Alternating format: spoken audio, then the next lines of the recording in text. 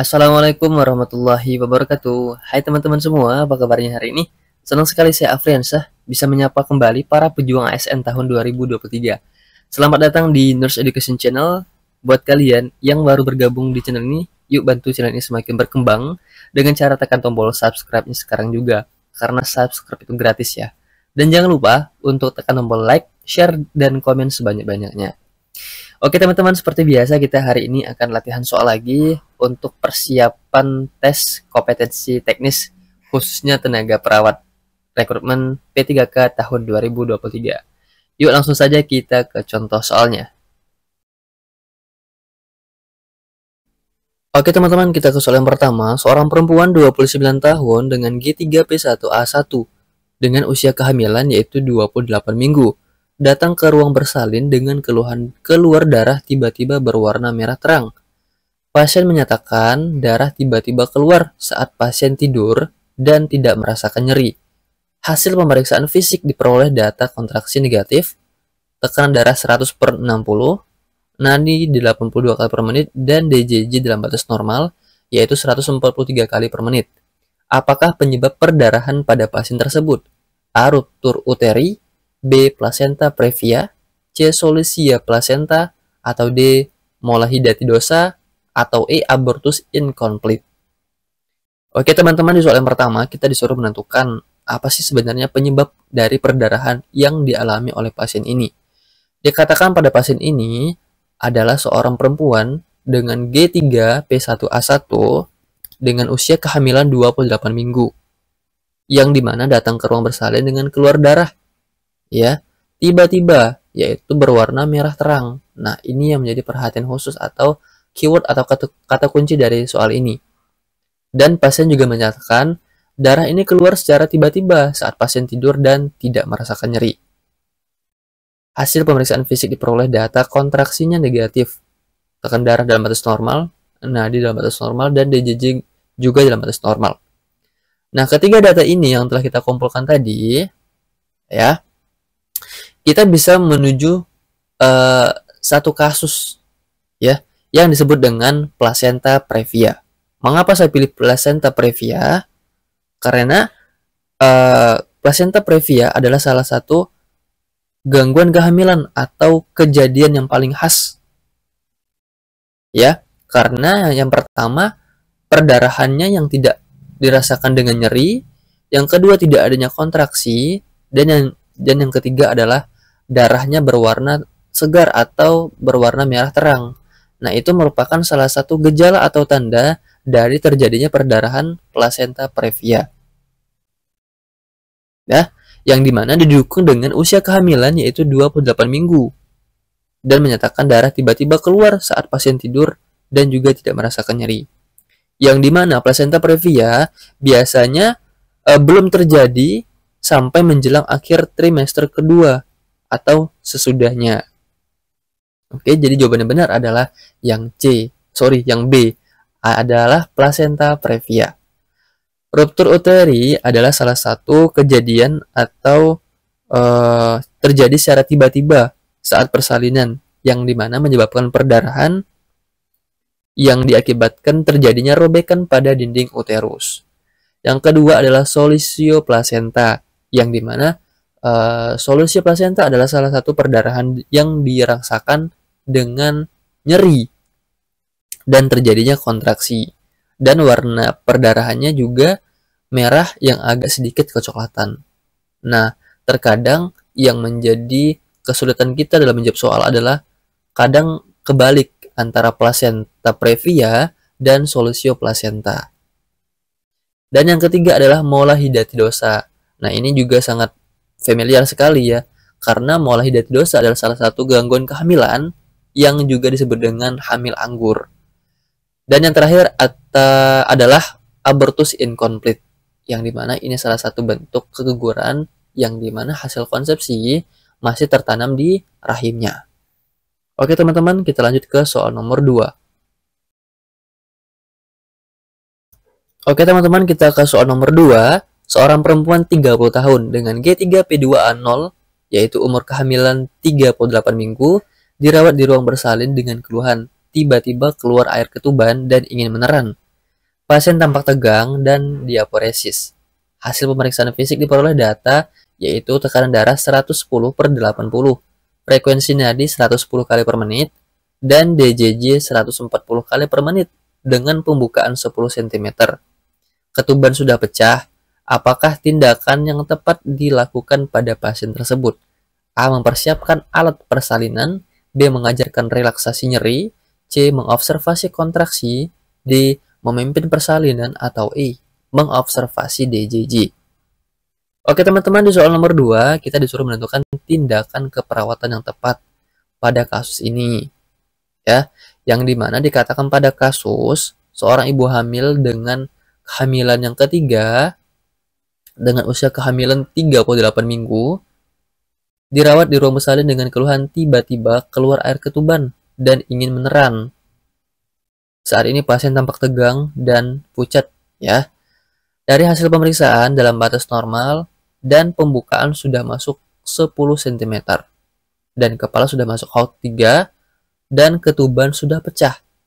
Nah, berdasarkan data yang telah kita kumpulkan tadi, maka fase yang dialami oleh ibu hamil ini adalah fase berapa teman-teman? Fase kedua, yaitu yang dimana pada kala kedua adalah proses pengeluaran bayi, ya. Nah, batasan kala 2 adalah dimulai ketika pembukaan serviks sudah lengkap atau 10 cm dan berakhir dengan kelahiran bayi. Nah, itulah proses dari kala kedua. Mengapa kita sebut dengan kala kedua? Dikarenakan dari data sudah dikatakan bahwa sudah terjadi pembukaan 10 cm dan pasien ini juga sudah keluar ketuban yang sudah pecah, ya, dan ini merupakan tanda-tanda dari persalinan kala kedua. Maka tindakan yang harus segera dilakukan adalah memimpin persalinan atau memimpin kelahiran bayi. Sehingga jawaban yang tepat untuk soal nomor 2 adalah yang D, yaitu memimpin persalinan. Oke teman-teman, kita lanjut ke soal berikutnya. Oke teman-teman, sebelum kita lanjut ke soal berikutnya, sedikit ada informasi buat kalian yang sedang mencari platform belajar online untuk persiapan tes P3K. Nah, di sini aku perkenalkan, ini ada Sobat P3K, yang dimana ini merupakan salah satu tempat platform belajar yang saat ini kalian butuhkan untuk menghadapi tes P3K, khususnya untuk tenaga perawat. Apa-apa saja keunggulan dari Sobat P3K? Yang pertama, Sobat P3K bisa diakses selama 1 tahun. Yang kedua, terdapat pembahasan dan kunci jawaban yang lengkap. Yang ketiga, terdapat latihan sistem CAT dan real time. Yang keempat, terdapat statistik nilai dan skor, sehingga kalian bisa mengetahui tingkat kemampuan kalian sejauh mana. Yang kelima, Sobat P3K ini cukup mudah untuk diakses, yaitu bisa menggunakan komputer, laptop, dan juga smartphone. Harganya cukup murah teman-teman, hanya 99.000. Total biaya admin 4.000 sehingga menjadi 103.000. Terdapat 5 paket latihan P3K meliputi kompetensi teknis, manajerial, sosio-kultural, dan wawancara, yang dimana masing-masing per tryout-nya terdapat 105 soal. Caranya cukup mudah teman-teman, kalian cukup mengklik link yang ada di kolom deskripsi video ini, lalu nanti akan diarahkan seperti di gambar nomor 1. Kalian akan disuruh membuat akun menggunakan email. Nah, yang kedua, setelah kalian membuat akun, kalian disuruh login menggunakan email yang telah digunakan tadi dan juga password. Nah, lanjut ke langkah yang ketiga, akan muncul dashboard seperti yang di nomor 3. Nanti kalian tinggal klik beli tryout P3K. Nah, nanti kalian tunggu approve dari adminnya. Cukup mudah, yuk beli sekarang di Sobat P3K. Oke teman-teman, kita lanjut ke soal berikutnya. Seorang perempuan usia 20 tahun dengan G1PO0A0 datang ke rumah sakit dengan keluhan mual dan muntah berlebihan, terutama di pagi hari. Pasien mengatakan sedang hamil 10 minggu. Pasien juga mengatakan mengalami penurunan berat badan dalam 1 bulan terakhir. Apakah intervensi keperawatan yang tepat diberikan pada pasien tersebut? A. Anjurkan istirahat yang cukup. B. Anjurkan minum yang banyak. C. Anjurkan klien untuk minum susu. D. Anjurkan klien untuk sering kontrol. E. Anjurkan makan makanan dimulai dari biskuit yang kering. Oke teman-teman, di soal nomor 3, kita disuruh menentukan intervensi keperawatan yang tepat pada kasus ini. Dikatakan pada kasus bahwa seorang ibu hamil muda ya dengan G1P0A0 sedang hamil 10 minggu. Ya, datang dengan keluhan mual dan muntah berlebihan, terutama di pagi hari. Dan pasien juga mengatakan mengalami penurunan berat badan dalam 1 bulan terakhir. Nah, pasien ini mengalami hiperemesis gravidarum ya, yang dimana terjadi mual muntah yang berlebihan atau morning sickness, yaitu di pagi hari. Dan masalah ini menyebabkan pasien ini mengalami penurunan berat badan dalam 1 bulan terakhir. Nah, sehingga berdasarkan data yang telah kita kumpulkan tadi, maka masalah yang dialami oleh pasien ini adalah anoreksia, ya, yaitu berhubungan dengan mual muntah yang menyebabkan kekurangan nutrisi. Nah, kira-kira apa nih yang akan kita lakukan sebagai seorang perawat menyikapi hal tersebut? Nah, yang harus kita lakukan adalah menganjurkan pasien ini untuk makan dengan porsi yang kecil, ya, yaitu makan dengan porsi kecil setiap 1 hingga 2 jam dan makan dengan minum secara terpisah, yang dimana dapat membantu mencegah terjadinya mual dan muntah. Misalnya nih, makan porsi kecil 1 jam, ya, nanti baru minum gitu. Jadi dikhawatirkan makan dan minum secara bersamaan atau dalam rentang waktu yang pendek dapat meningkatkan mual dan muntah karena dapat membuat perut terasa kenyang dan pada beberapa waktu dapat menghasilkan gas dan menyebabkan kembung, sehingga terjadilah reflux atau ada reaksi dari lambung untuk mengeluarkan makanan yang menyebabkan mual dan muntah yang berlebihan. Nah, sekarang kita lihat optionnya. Kira-kira option yang mana nih yang kira-kira mengarah kepada untuk menganjurkan pasien konsumsi atau makanan dengan porsi yang kecil. Option yang A, anjurkan istirahat yang cukup. Nah, ini kurang tepat ya. Anjurkan minum yang banyak. Wah, ini justru akan membuat pasien ini menjadi kembung ya. Ini juga kurang tepat. Anjurkan klien untuk minum susu. Nah, ini biasanya pada ibu hamil justru tambah mual ya. Option yang D, anjurkan klien untuk sering kontrol. Ini juga kurang tepat untuk mengatasi masalahnya. Sehingga jawaban yang tepat adalah anjurkan makan makanan dimulai dari biskuit yang kering. Nah, ini kan porsinya kan kecil ya. Sehingga tidak membuat ibu hamil ini mudah untuk kenyang. Jadi mengurangi rasa mual dan muntahnya. Oke, jadi jawabannya benar adalah yang E. Sekarang kita lanjut ke soal berikutnya. Oke teman-teman, kita ke soal nomor 4. Seorang perempuan usia 23 tahun dengan P1A0 postpartum spontan 1 jam yang lalu sedang diobservasi di ruang bersalin. Pasien mengeluh keluar darah tiba-tiba dari jalan lahir. Hasil pemeriksaan fisik didapat kesadaran kompos mentis, tekanan darah 90/60, frekuensi nadi 98 kali per menit, frekuensi napas dalam batas normal yaitu 20 kali per menit, konjungtiva tampak anemis, bibir tampak pucat dan jumlah perdarahan lebih dari 500 cc. Perawat memposisikan pasien pada posisi ekstremitas bawah lebih tinggi. Apakah rasional tindakan yang dilakukan perawat pada pasien tersebut?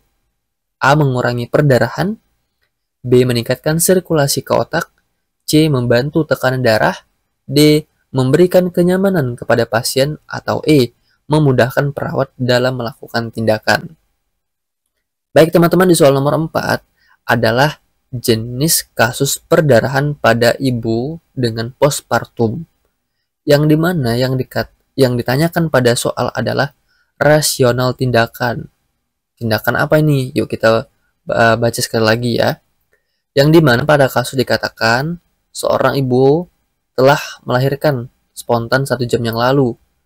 Yang dimana dengan keluhan keluar darah tiba-tiba dari jalan lahir. Dari hasil pemeriksaan fisik, kesadaran masih kompos mentis, tekan darah sedikit menurun, yaitu 90/60, frekuensi nadi 58 kali per menit, frekuensi napas dalam batas normal, konjungtiva tampak anemis, dan bibir tampak pucat. Dan jumlah perdarahan kurang lebih 500 cc. Perawat saat ini memposisikan pasien pada posisi ekstremitas bawah lebih tinggi. Nah, kira-kira nama dari posisi ini apa? Ya, nama posisi ini adalah posisi Trendelenburg. Ya, dikarenakan posisi ekstremitas bawah lebih tinggi daripada kepala. Apa sih rasional tindakan yang diberikan oleh perawat ini atau tujuan dari pemberian tindakan posisi Trendelenburg ini? Jadi teman-teman, perdarahan dengan jumlah lebih dari 500 cc merupakan salah satu bentuk kegawat daruratan. Jadi pada kasus mengatur agar ekstremitas bawah ini lebih tinggi yang berguna untuk meningkatkan sirkulasi ke otak agar tidak terjadinya shock hipovolemia yang dapat mengancam nyawa. Jadi itulah tujuannya, untuk meningkatkan sirkulasi ke otak untuk mencegah terjadinya shock ya yang dapat mengancam jiwa pasien ini. Sehingga jawabannya benar adalah yang B, yaitu meningkatkan sirkulasi ke otak. Oke teman-teman, bisa.